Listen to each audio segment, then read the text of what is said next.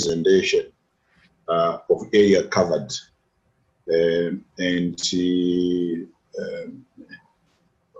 Well, my conclusion was that it's most likely that one cannot set on one sensor.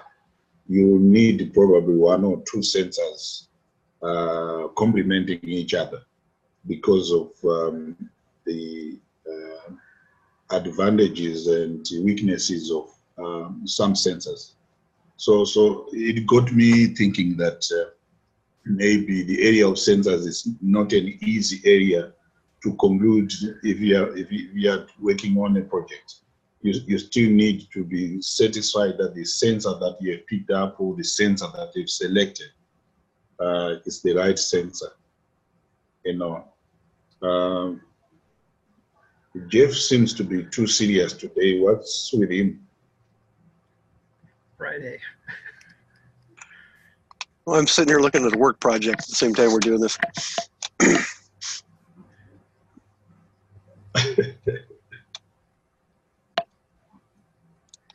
Are you almost done, Jeff? With what? My mini tractor or my? With your main tractor. Well, I've got the. I soldered some connectors on the motor last night to hook that up, and I've got the microcontroller board to the point where I've got all the connectors soldered on that. I wrote some code so I can read all the low-level stuff. I can read my quadrature encoders and my analog, and I can generate PWM signals. So now it's just a matter of plugging everything together and putting it on the table and see if I can get the motors to run and see if I can control them. So it's just a step-by-step thing that once I get that, then I have to package it so it's not going to fall apart and put some batteries on it, and then I can go drive it around. And then there's just more steps after that. So maybe I got some time coming up here this week or next week that I can work on it.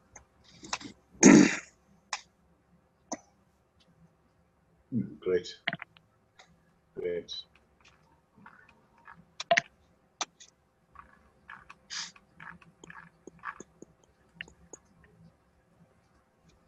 So you mentioned sensors and having sensors on your robot. Here's a question to workshop. I'll share the screen here. Oh, right here. Okay, in this scenario,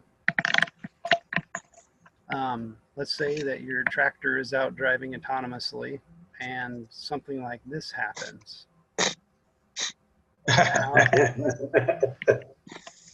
How do you know that your tractor is broken? Yeah.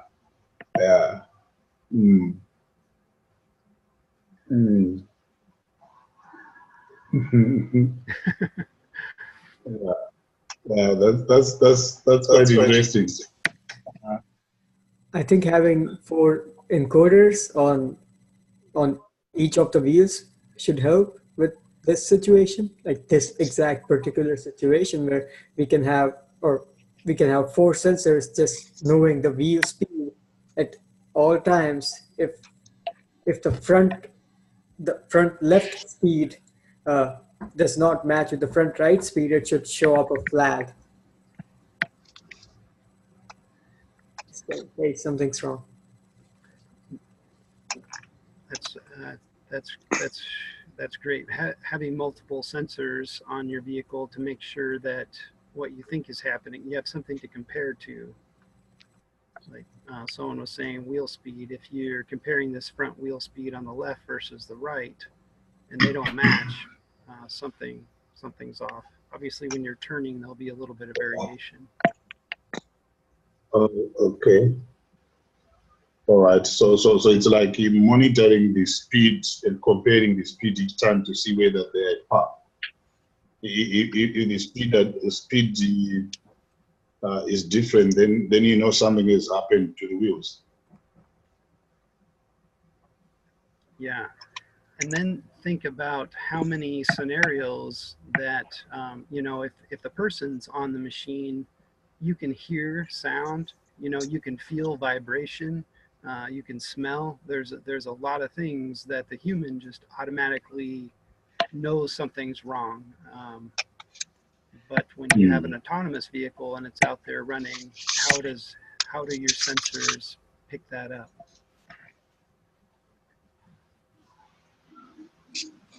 Mm. Mm. Mm. Mm. Mm. Mm. Also, in this particular case, in this particular case, I think the amount of power to drive forward is going to go up immensely once your one wheel sticking to the side like that. So if you have something that's monitoring, that's controlling the forward speed at a constant speed, and if that's working correctly, it's going to keep running the power up more and more to try to push forward. So right there, it's telling you that it's taking too much power to maintain the speed. Is another thing you can monitor. Yeah. So it says drive forward at say 1 foot per second or 1 meter per second, whatever, and all of a sudden the vehicle is slowing down, and you keep applying more and more power. That's something you could track. Yeah, and that should be helpful in a case where there's a big, rock in front of the machine, and it's trying to, overcome that obstacle. But when you have a radar or something ultrasonic trying to detect that, but this rock is right, you know, it's not in the range, like in the detection range, because some sensors don't work if they're too close, if your obstacle is too close. So that should help. And I mean, this particular the thing that Jeff suggested should work with that case as well. So monitoring power is a great idea. Or if your wheels got bogged down in the mud and it took more energy, like the difference between calibrating your vehicle on nice smooth pavement versus driving out into a bumpy field and then even maybe a muddy field. Those are different environments. It takes different amount of power. Yeah. It seems like there needs to be a monitoring node that keeps track of these things and raises flags when needed. But there seems to be a need to have a pre-check before we even start doing that, start functioning, just to see if all systems are up and all systems are go. So like a diagnostic node, Yeah, and then a safety node. yeah. I mean, safety node is something for critical emergencies, like say an obstacle, like something that's detected. But I was thinking more of a warning node, Okay. which would just, in which case, like the case that you just suggested, and Jeff suggested a solution where we monitor the power consumption, like the power it needs to to move the vehicle from point A to point B. Let's say it's just 10 feet. How much? Just monitoring that power, and then just trying to learn how much power is used when you're doing an entire field. Give you some idea of what Just environment you're running in. Yeah, just collecting the data, and then if it's the same the next time, I mean, I think that should also be a two-step thing where you keep collecting data for several runs, and then and then you use your human sense to see why was this data like this, saying was the field muddy, was the field dry, and just figuring out the differences between those two, the power consumption between those two scenarios. And there might be more scenarios than that, and there's not there needs to be a degree of yeah, there always is a degree of how much you want to go in deep into that. But it would be cool to just be able to monitor the environment. that's a note we can work on.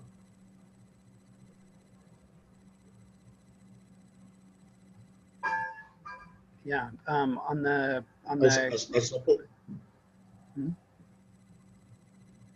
go ahead. I suppose what was going through my mind is for people who are starting, shouldn't we have prerequisites that before you start a project, you need to run through these preliminary courses to create an awareness of X, Y, and Z, of which you also be one of them. Take a 5-day ROS course, take a preliminary programming course, take, you talked about soldering, which is very, very important. If it comes to that, would anyone know how to handle the soldering equipment and use it? What can a person do to acquire these preliminary prerequisites to doing this? I think this is where doing a project is different from coding. Coding, you see a problem, you want to resolve the problem, you start writing codes. Right? When you get stuck, it sends you to the internet. If you can't find it, you know one way or the other you will figure out.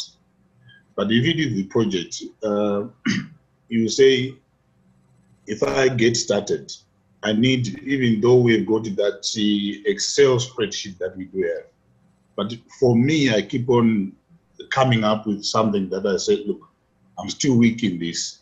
I still need to know this.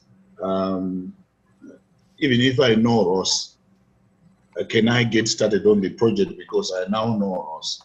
You know, so we actually probably need to come up with the prerequisites before a person can start opening on the project. I know it's easy to say you learn on the go, but the level of confidence when you learn on the go is very low. You need actually, you know, if you've gone through a class, and the teacher has been very good, you are eager to find more questions to work on them to prove your level of knowledge. In other words, you've got confidence about something that is pushing you. But if you are like me, who is not like Sohin, who has got a mechanical aptitude, I've got many things to learn. To solder, to me, if I achieve soldering, I would have done great. Whereas Sohin would have done that many times when doing his degree. I know each time I sound like this, it may appear like I'm taking people back, but by the way, I passed my data structure examination, so I also now also have data structures in the bag, and I'm working on algorithms. But I'm just saying your point of talking about soldering it's a very important point, and for me it's crucial. I was actually thinking, what can I start soldering, even if it doesn't mean anything, just to be able to get two things put together. I've got the equipment. Since I bought it, I haven't done anything with it. You know, so it would help if someone could say, Colin, would you want to do this week and show us what you've done? At least it's something that can help me. For now, I don't have anything that encourages me to work on anything. Inside me, yes, I've got the motivation to work on my project, but I don't want to start working on my project when I still don't have the confidence that the angle where I'm starting from is the right angle. Yep. Colin, if you don't mind, Matt, my first soldering project was a motor controller. I didn't learn soldering before that. I was in the mechanical engineering program, but electronics always it was fun to do. So my final year project in my bachelor's was a mechanical engineering. Was a mechatronics project where I was trying to control a motor with a hand soldered motor controller. I learned about it online somewhere, and I think the best way to learn how to solder is to buy an iron. And at that time I bought the cheapest soldering iron that was out there, and I was regulating the temperature by plugging it out and plugging it back in. It wasn't I mean, This is the iron. yeah, I've got it. There's yeah, the iron, and those are the wires. yeah, I'm ready to go. yeah. You should just look for a project on Instructables or some other things like that. There's lots of projects out there that aren't really robotics, or they don't require programming or ROS or anything. You just bundle up some electronics and then you connect them to the motors, and they're going to work like that, just like that. There's LED circuits and lots of fun stuff out there, easy to start with, and that's how you learn how to solder. I mean, that's how I did, because I didn't take any classes on soldering. It just seemed like a waste of time to me. But you learn and you get burned. Like, that's how you learn. You get burned and you learn. Next time you don't, you do it. Actually, you don't know how important that is. The statement you made is very important, to say, look, I never had to go through a class to do this. I definitely would suggest. It gives me. I definitely would suggest you go on to Instructables. There's so many tutorials. And you can just start a small project that doesn't require too many, costly sensors. You get cheaper ones. Probably you can use from the Arduino kit that you have or you already have, and just instead of using a breadboard, use a solder board. Like use a PCB and solder them yourself, and that's how you learn how to solder. It's it's kind of like welding, but on a really minuscule scale. Thank you very much for that. Thank you very much. Yeah. Thank you. Fun.com. Are you posting that onto the Lawnmower site? Yes. Okay. Yeah. After the meeting, I take the chat and then post that into the channel. Yeah, like someone was saying, I mean, it's just take some of your electronics. You have a soldering iron. Start playing around. That's correct. That's correct. And then even a multimeter, like using a multimeter is important for troubleshooting, testing continuity. How do you do that? How do you measure the voltage? How do you know you have the right voltage? Like today, I wired up a new sensor, that inductive sensor, and I'm using a teensy. So the output of the inductive sensor is 5 volts. It goes from 0 to 5 volts. That's low to high. It's a digital input. But the teensy, it reads 3.3 volts. So now you have a situation where you have a sensor that's sending out 5 volts, and your teensy, your microcontroller, only reads 3.3 volts. What do you do? Yes. Yeah. Well, so do you control? Do you reduce the 5 to 3.5? You can't boost the 3.5 up to 5, is it? I reduced the sensor down to 0 to 3.3. So I changed the scale. I changed the scale of the sensor instead of the sensor being 0 to 5 volts. I changed the scale to 0 to 3.3 volts, and you use a voltage divider for that in electronics. So a voltage divider is really important concept for robotics, for mechatronics, for electronics. Yeah. Pull-up resistors, pull-down resistors, those concepts, you'll use them all of the time. I guess it's. How do you reduce it? How do you reduce it from 5 to 3.5? Yeah. I'll show you the tutorial. It's called a voltage divider.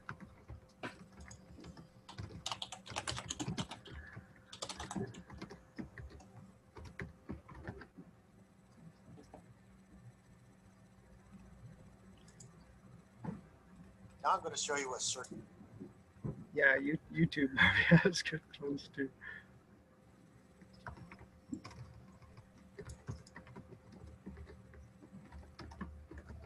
Yeah, YouTube is a phenomenal resource, but you'll want to learn about voltage dividers, pull-up resistors, and pull-down resistors.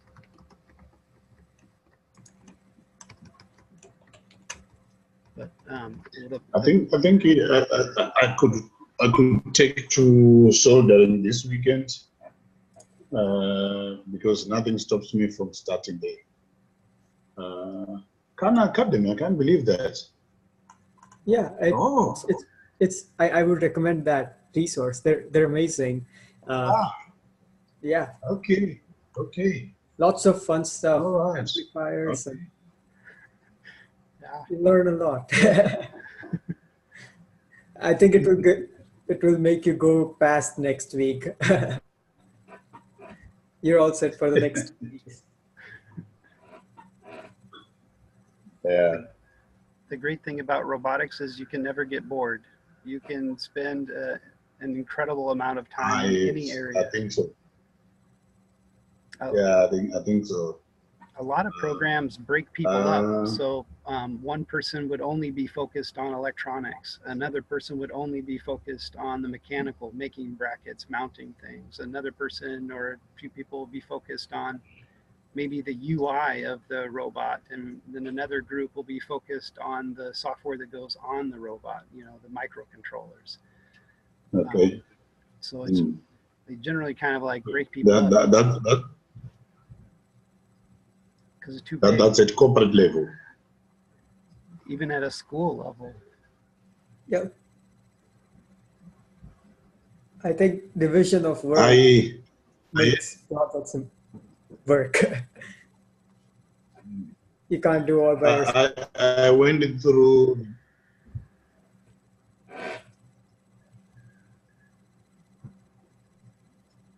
I watched the Kinsey video on their grain cut. They've got a procedure and a process which is quite elaborate. I thought they've done it very well. They were doing it for a client. I've forgotten now the name of the client, but it was very, very done very, very well. Then they showed the processes, the layout, what they to go through without obviously giving away their secret in how they finally put everything together. But it was quite good, very encouraging. Why is it, by way of a question, why is it that it doesn't seem like many people are taking to autonomous tractors projects? Everybody seems to be excited about getting girls who speak and running machine learning for other things rather than automating things. Automation doesn't appear to be, apart from industrial robots. I know industrial robots, we've got quite a lot of activities, but only robots like farm equipment, people don't seem to have an interest. Yet, if you follow, because I am a mining person by trade, spend most of my time in mining industry, and I follow that the Australians, most of their underground equipment are now autonomous, most, which cuts quite a lot of labor, because mining is labor intensive. Now, if you start to automate things, you cut quite a lot of cost, because even if you look at the gold price for the last 20 years, you can see that it has been oscillating around the same number between 1,000 and 1,250, which means your costs are going up against you, but your price is remaining more or less the same. So the only way you can improve yourself is by automating as much as possible, so that you don't have workers who want annual increase as a result of inflation. Equipment doesn't complain that there's inflation, we need an annual increase, apart from space and stuff like that. So I'm wondering why the world is not focusing on automating farm equipment. I know the other main reason is because big tractor manufacturers are not keen on that. Yet farmers, very few farmers are aware of this program, Met. I think many would love to have it, but they're not aware that there is this community that looks and considers farm automation.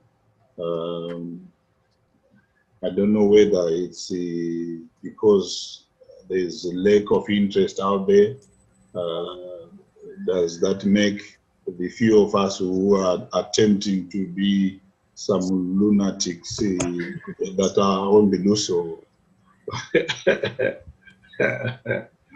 you know, what's your view? Two things. That video on kinds, if you have that URL, that'll be great to post up on Slack. That'd be really interesting to watch. And the second thing on for agriculture, a lot of the money has been put in mechanization, and we're seeing great results. I mean, 80% reduction in labor. I went and toured a hop farm up in Washington State, and they doubled their capacity, built a whole new processing facility, and they reduced the labor by 80%.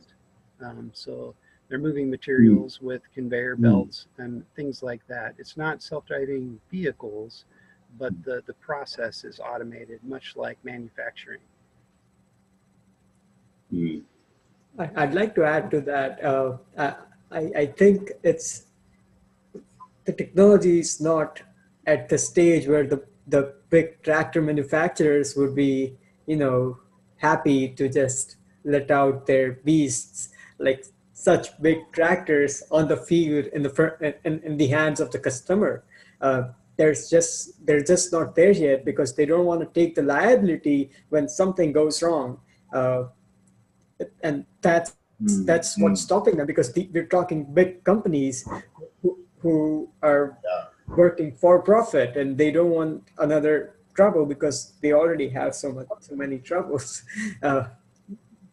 just trying to operate at such a big scale, making tractors and selling them, because they primarily sell these tractors and they're done with it.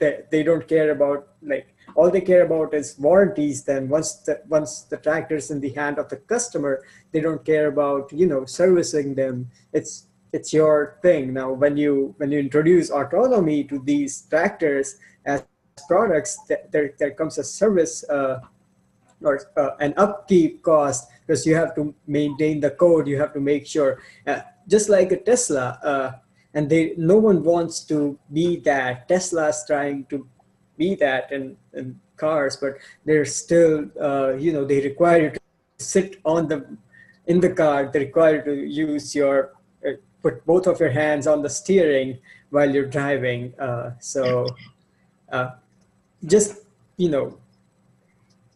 It doesn't work for these guys. They're still trying to think of a supply chain that would be able to handle this autonomous solutions. I think that's why there's not many.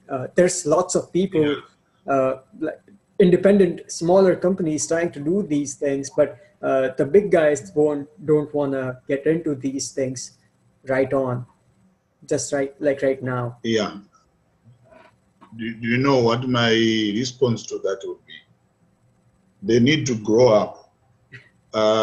You know, people like cats, they've got big machines, bigger than tractors, that are used in mining. You have articulated pieces of equipment that are used in mining. Those pieces of equipment, they do go underground without anyone. They work on open cast. If you just open up Australian mining, you actually say, well, I had no idea this is happening. It blows your mind. Now you find a person who's got a 75 horsepower being worried about the liability. If you were to work with farmers together and say, look, there are issues that we need to iron out, then those issues can be addressed. Because before we know it, the Chinese will latch onto this.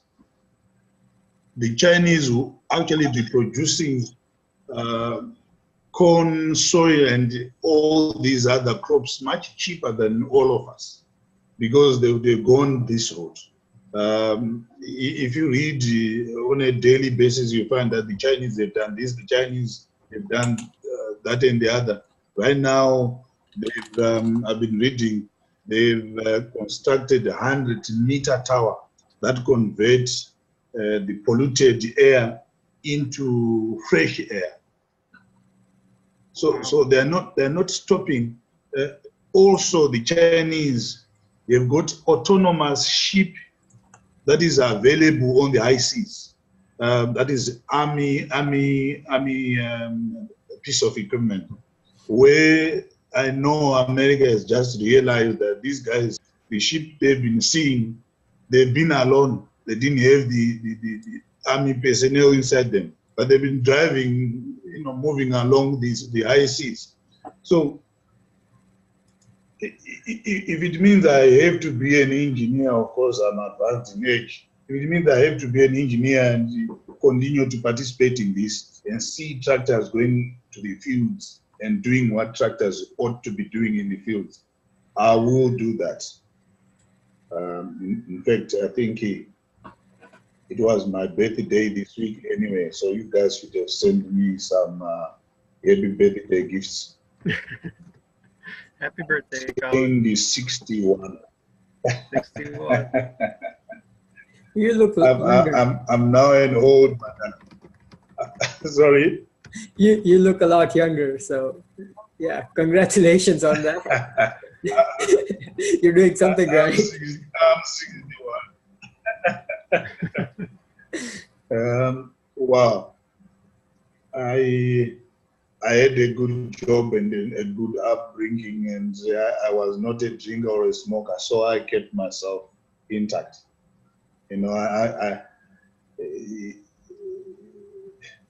I still feel strong to go. You see, part of my gym equipment it's in my office. That one by the corner, that's it's a full equipment with everything.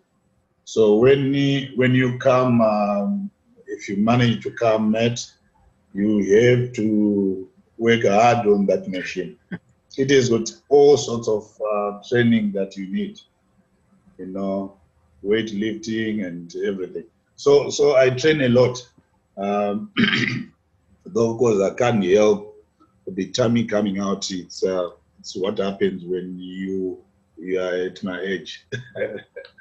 Anyway, thanks guys. Sorry for digressing a little bit. Oh, I would love to see the links. I would also love to see the links on Slack about the Australian mining equipment that you just talked about. Seems pretty interesting. Check out Mine of the Future in Perth. Okay, yeah.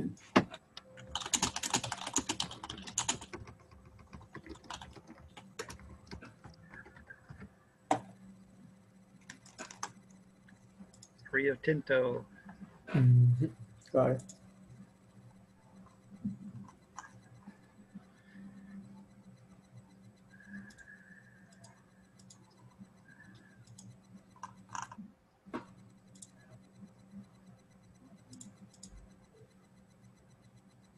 So that's a fully autonomous mine. I forgot.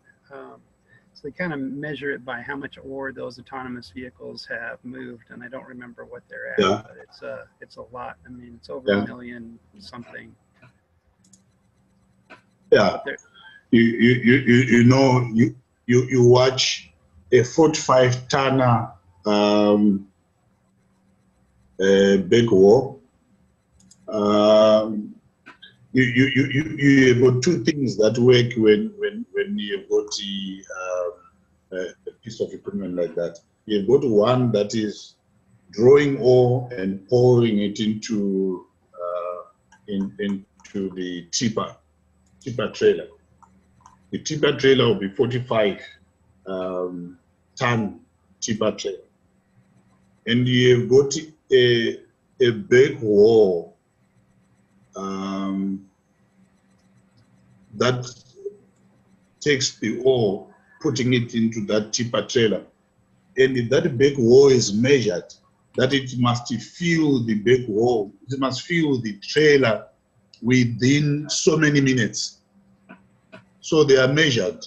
You only do 5 of them and the tipper is full. And you can imagine this, that this tipper trailer or this tipper equipment knows that they've put enough and I must leave now. This one knows that I must stop and wait for the next one that is coming onto the queue.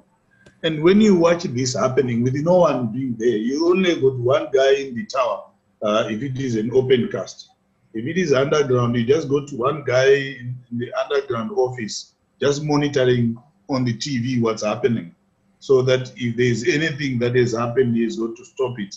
But you then say, look, if this can happen with underground piece of equipment, we can't fail to do the same with one that runs on the ground. Obviously, it's easier said than done, having seen the presentations that you've done, but it's motivating.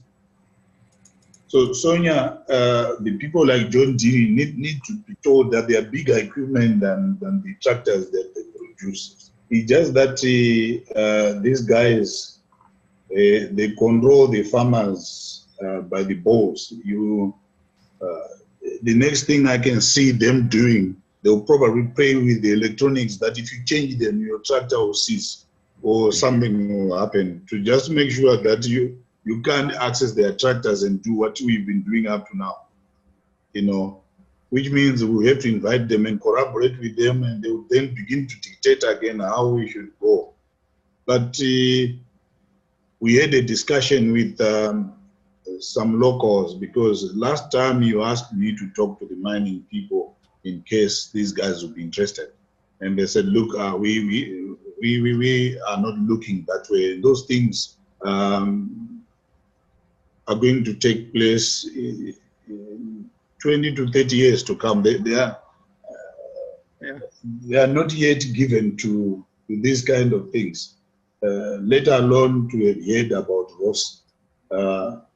But one mine that is also closer and nearby, which is run by my former general manager, somebody who was my subordinate at the company that I worked for, is doing exceptionally well at that mine that is running. And he would be quite interested to have his guys. He's got guys who are quite well qualified, mechanical engineers, electrical engineers, with the right qualifications, very young, quite keen to know about the new things that are happening technically. They will probably fall short. They'll probably fall short on the programming side of things.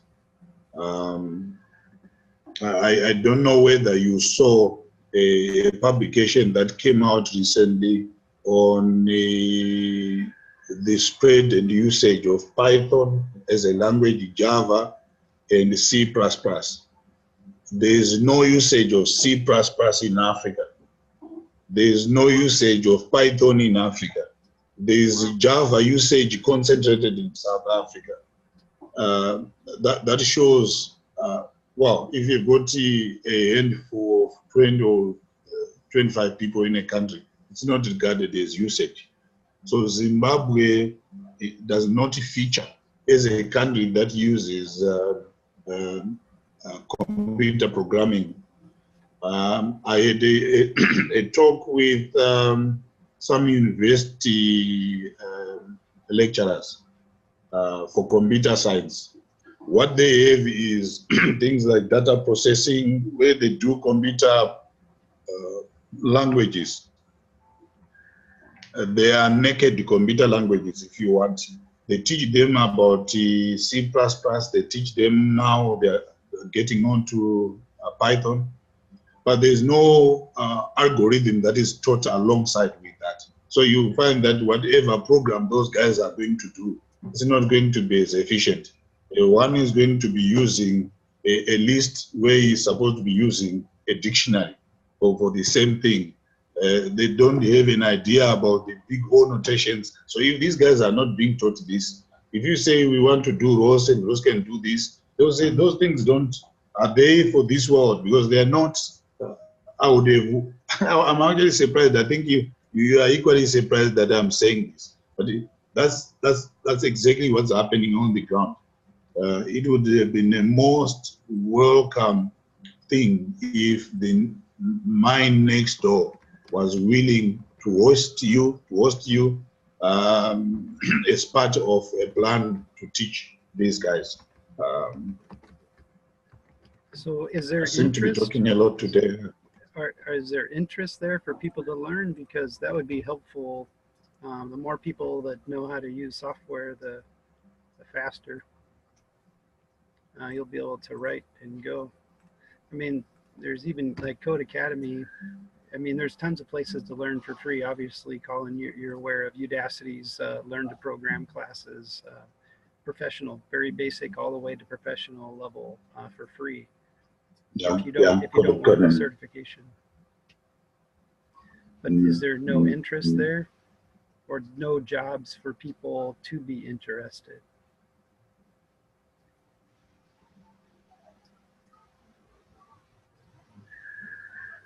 Was that a question, Matt? Yeah, I was wondering if there are any jobs if people were interested in programming. Oh yes, jobs are there. They are isolated. You know, Africa was being, if I speak about Africa get excited when they bring in technology. And technology, you're talking about completed programs.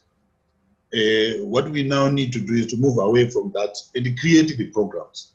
And we've got a good example of OK Bazaars. It's a supermarket, very big supermarket with branches everywhere. I was talking to the IT people there. They've recently completed a major project based on C++. And I know one of their major shareholders in London have actually said we need to have that project also in the UK so that they can also run it in some of the supermarkets there, which is quite a success. Obviously, they were working with some UK guys guiding them. And those are the things that I'm beginning to see happening now. They're beginning to realize these things can happen. And it is important for Zimbabwe. If you put a conveyor belt, one of my companies called Field Technical Sales. We put conveyor belts. We work on installation of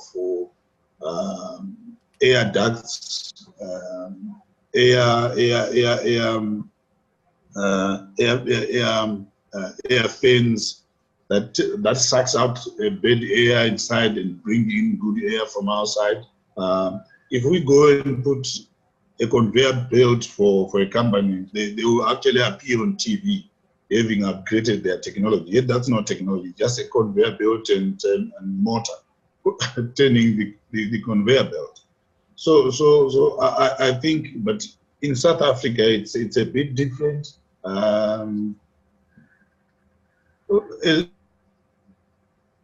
than most African countries. For starters, I don't know whether you've been to Kenya. Have you at all, Matt? Have you? I haven't. So you must think that we've got elephants walking about everywhere. No, I've seen videos.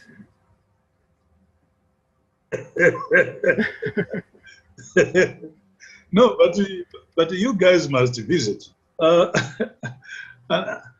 You must visit because look, we're very interesting. Zimbabwe, like South Africa, we've got very good town planning. Unlike Kenya, you got to have a campus. If you went through a particular area without a campus, you only know where you started. I wanted to do flowers some years back, and I went to Holland with my wife. We spent 14 days in Holland.